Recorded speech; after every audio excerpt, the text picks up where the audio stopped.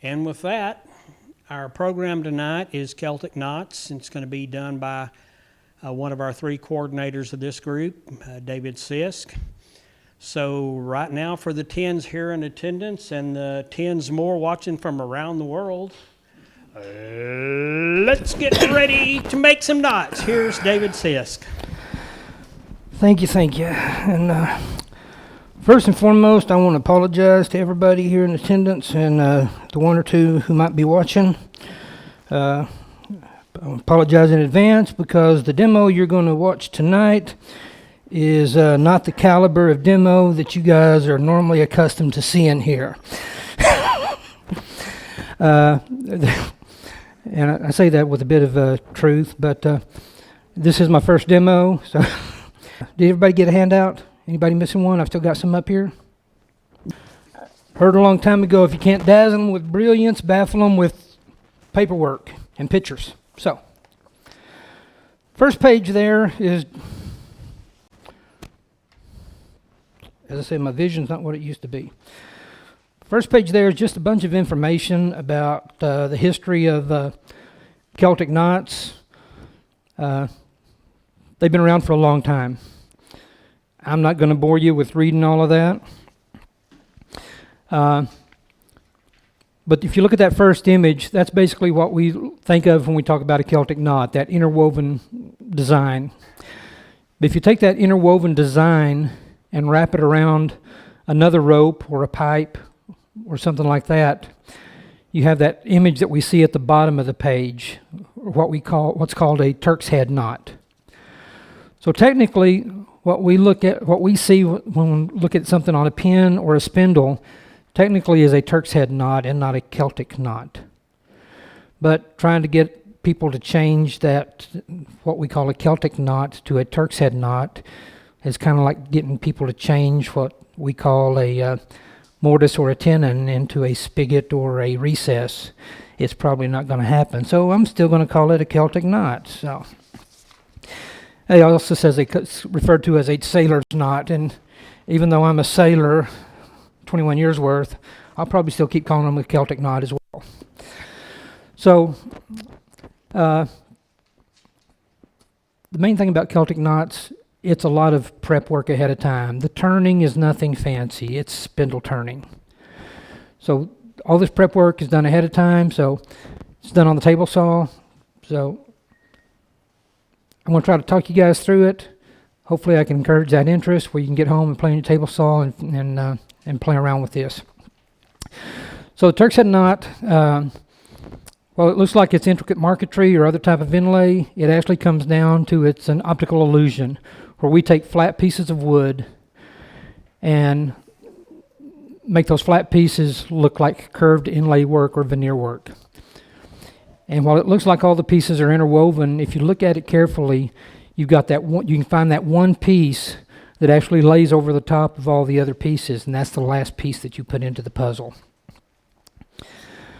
The primary key to making a precise knot on a blank is the ability to make repeatable, precise angled cuts on your table saw.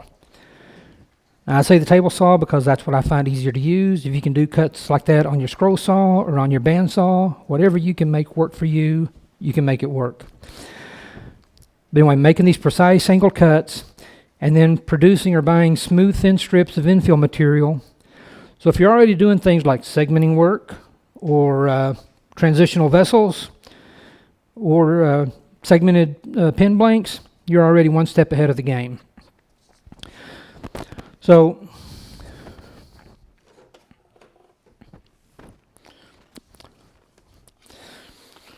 this is the jig that I use to make my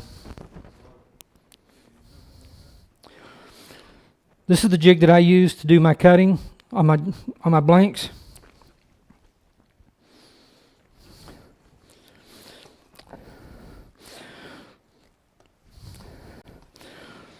So I can set this strip here to any angle I want. I've got lines on here for 60, 45, and 30.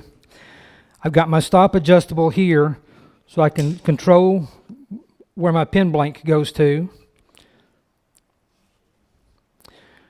And then I can hold it down and just run it through to my saw. I can control the depth on my saw, where I can control how deep it goes into my blank.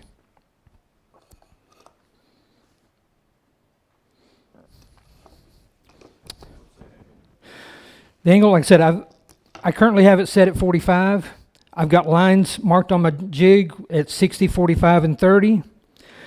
Truly, you can set it up for whatever angle you want.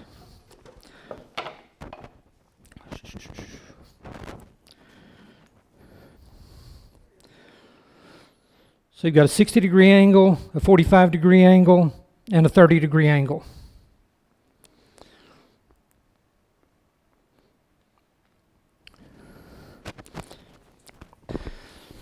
So the main thing is that once you make that first cut on the jig, you're going to make that cut. You're going to take your knot material or your infill material. You're going to put it in, glue it, let it dry, and then you're going to turn your blank 90 degrees and make your second cut. As long as you don't change anything on your jig or the height of your saw, then it doesn't matter what your setting is on your angle. And that's the thing about it. It's time consuming.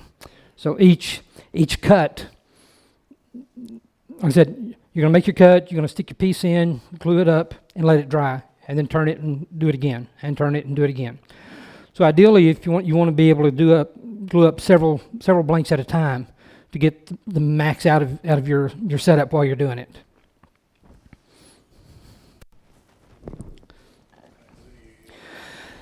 Typically on mine, I use Type Bond 3. I suppose you probably could use a CA glue. I've never tried it.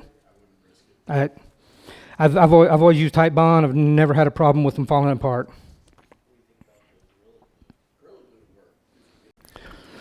So like I said, on my jig, I've got it set up where I can lay my blank on top of that jig, raise my saw blade up to where I've got about 1/8 of an inch, maybe a little less,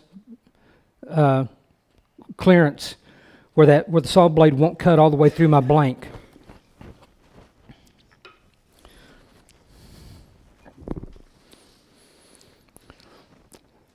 So I'll run that blank through there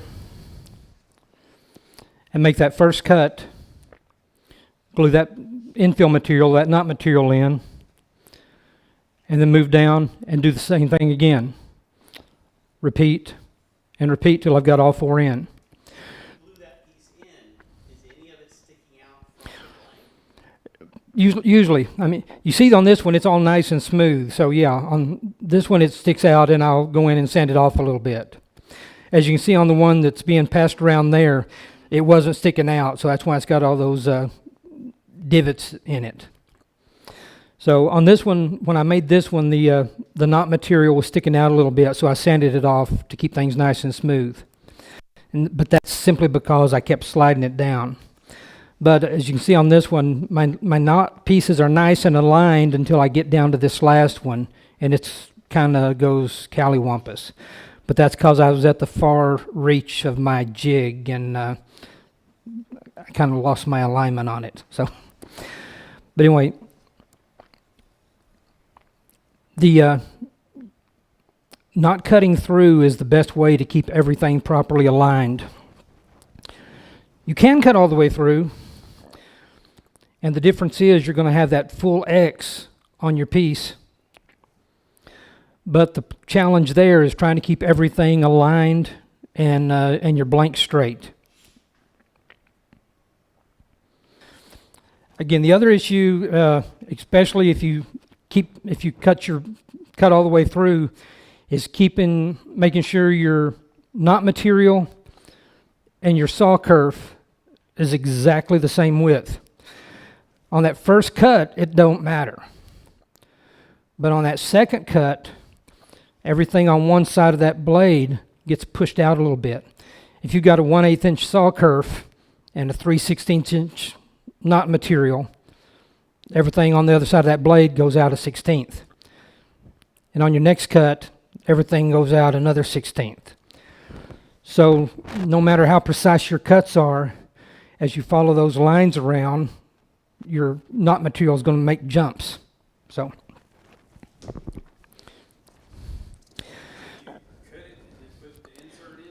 Yeah. and go on and cut another one and then put the insert in? Well, because if you don't, Be flimsy, right? it's not going to be flimsy. It's going to fall apart. Carol, we were at one of the Rockler events, and Carol was asking, she had tried making something and putting, I think, strips of epoxy, hardened epoxy in there. But she was having these little white specks, and she was like, could you do it and just pour epoxy in? And I was having a hard time wrapping my mind around the geometry, and I'm like, I don't think so, but let's try. Cut. Nope, you can't. So I'm thinking, well, if you didn't cut all the way through, cut. Yeah, it stays together. But the optical illusion don't work. Because you have to have that piece going all the way through. So you have to make a cut, put the piece in, make a cut, put the piece in, make a cut, put the piece in, make a cut, put the piece in. That's the only way it works. All right.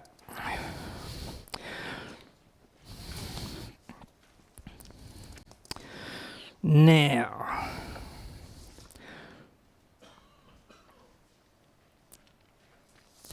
so for your knot material, I've seen very thin strips used. I had a guy come in at Rockler once. He had some very thin silver strips, very thin silver knots in his pen. I asked him what he used.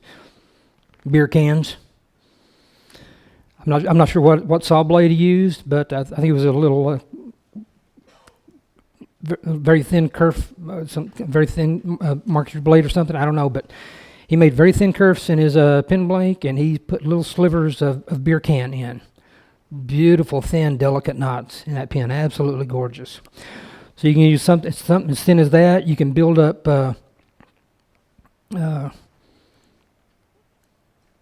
veneer strips to get the right thickness. There's a lot of different materials that you can find online. Knife handle liners. If you have your table saw dialed in properly, you should be able to cut real thin strips. If you have a drum sander, should be smooth sailing. I don't have a drum sander. I'm trying to save up enough money to buy me a nicer lathe. So the $1,500 to $2,500 price tag of a drum sander is rather painful to try to swallow. So on your handout, there's a picture of one I found. I think it was on Shopsmith or one of the woodworking websites of a drill press version of a drum sander. Before I ever found that one, I've got this one that I cobbled together from just some spare parts that I had laying around the house. I've got holes drilled and tapped in it, or drilled in it. I drilled and tapped holes in my oscillating drum sander. So I can mount this on an oscillating drum sander and run thin strips through it and get them down to just the right size.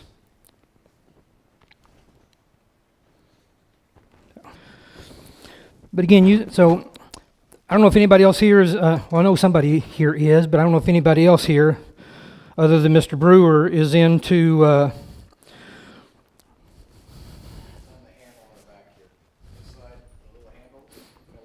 knew it fell off a while ago. I couldn't remember where it went. So I don't know if anybody else is into stabilizing or casting or anything, but you know, when I first got into that kind of stuff, everything I looked at, it was like, I wonder if I can cast that. I wonder if I can stabilize it, and then cast it, and then turn it. Well, once you start making knots, anytime you find something thin or something that's too small to work with any other way, you start looking at it and it's like, I wonder if I can make a Celtic knot out of that.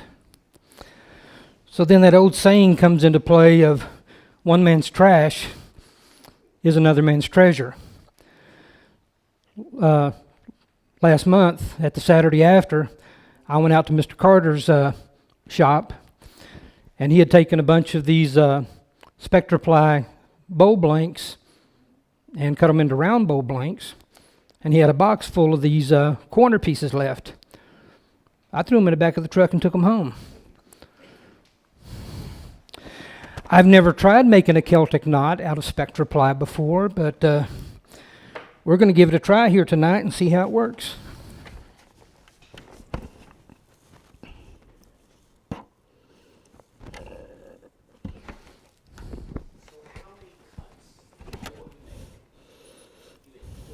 Four cuts. And they're all on the flat. They're all on flat. I'll stop several times as we turn this, so you can kind of see the progression.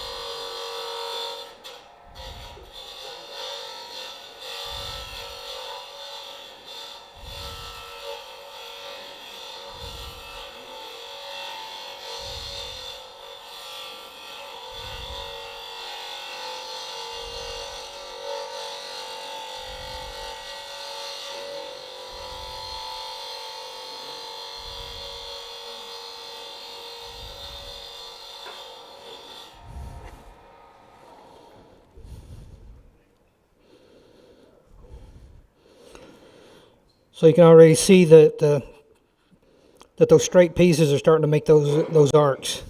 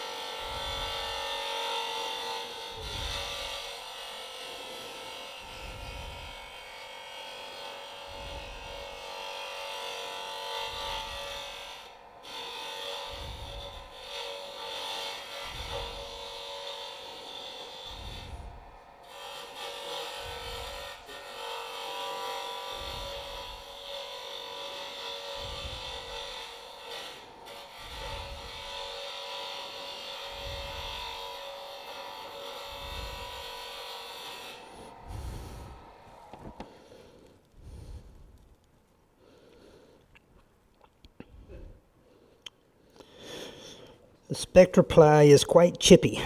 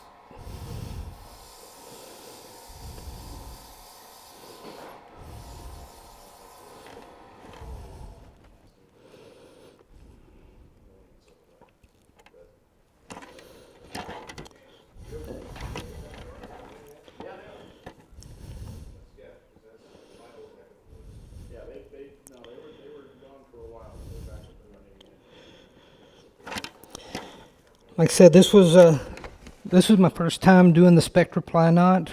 I think it's going to require a bit of sanding to get it down to its final. With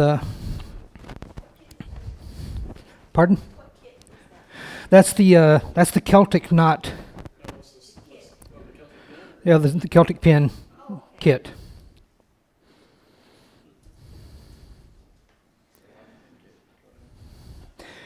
I think the Celtic pin kit works quite well with the Celtic knot blank. This one here is a walnut blank with a poplar knot.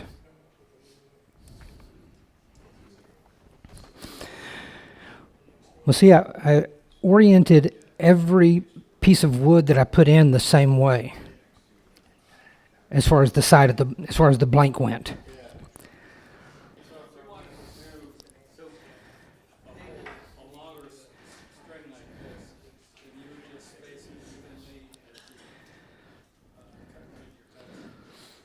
Yeah, I've actually saw one that somebody basically just did X's and then alternated across each side of the pin. So when they were done, they actually had X's and O's going down the pin. So, but yeah, if you could just go, you could do the full Celtic knot all the way down the pin, and then you'd come up with something like that. You could even, I think, though, to get something like that, you would need to squeeze your knots together a little bit to get that overlap.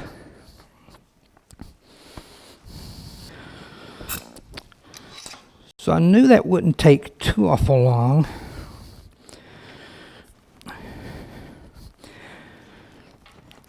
And I wanted to try another little something that's kind of like a Celtic knot, but it's not. But it's kind of like one. It's not a knot, but it's kind of like a knot. It's not a knot, but it's not. But stop it.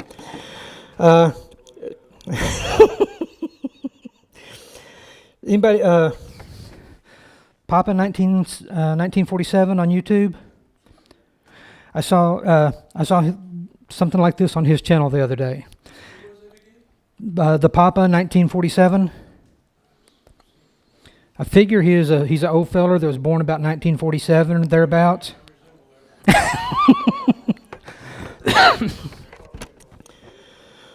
So anyway, he turned a little bowl like this.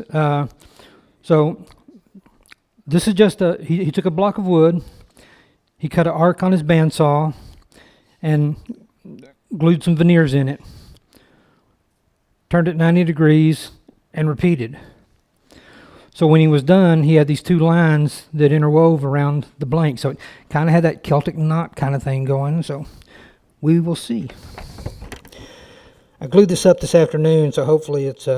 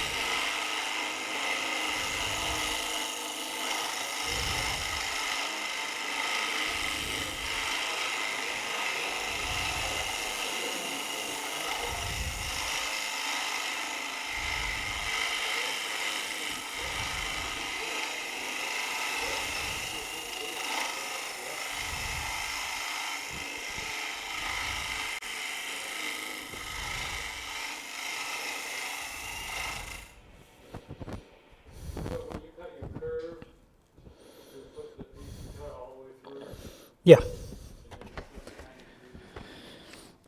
Yeah, I did the curve across, put the veneers in, glued it up, let that set, then rotated 90 degrees, cut the other curve, same thing.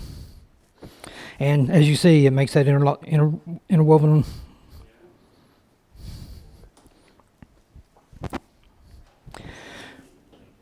All right.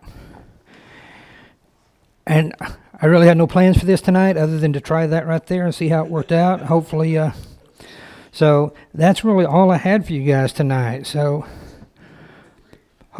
probably gave you guys more questions than answers, but does anybody have any questions for me? On this one, was both of your pieces curved, your inlays? Or Yeah. one of them straight? No, so I mean they were both curved to start. So of course, you know, it's curved. So across one edge is straight, but it's curved, and then do the same thing and another curve. So Okay. Did you do it 4 times? no, just twice on this one. All right, so I see 3 colors in your, is that all one veneer or is it It's I got this is the red, white, and blue veneer pack from Rockler. So I just laid down 3. Again, it's a sheet of red, a sheet of white, and a sheet of blue. So I put down the red, I put down the white, I put down the blue, put the top piece of wood on, let that set up, made the other curved cut, and then did the same thing again. Where do they keep those veneer packs in the store? In the veneer section, I just I put my compass down and threw a line down. I just freehanded it on my bandsaw. I mean, you can see right there where my pivot point was on my compass. So, yeah. All right. Well, next month I look forward to seeing your Celtic knots up here for show and tell.